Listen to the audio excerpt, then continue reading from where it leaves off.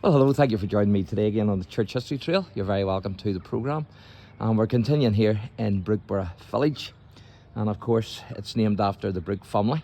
So a big connection here with the Brookes. And it was one of the Brookes actually that had this monument put in place for the Boer War. And the hall there was named after Henrietta Brooke.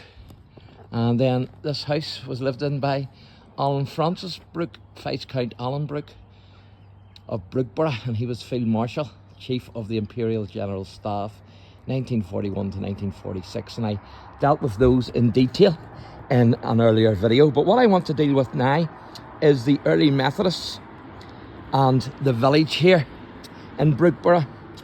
Now, John Smith started a work here in the village which was known then as Agulon, and it later was called then Brookeborough.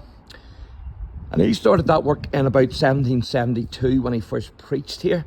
Now, very soon there were small Methodist societies meeting in the village, and of course they met in a couple of members' houses.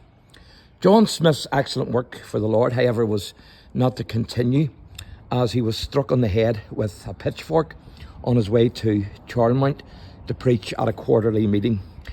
And he was struck by a bailiff of one of the estates, and so he died some days later at Charlemont. He was 61 and had been in the ministry for just 8 years. So this is the Methodist church here. Excuse me.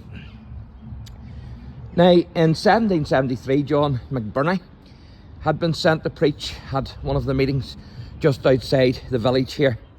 And a large mob set on them with clubs and stones. And shortly after the attack on McBurney, Mr. Mitchell's house was attacked, but he was armed and the attackers fled.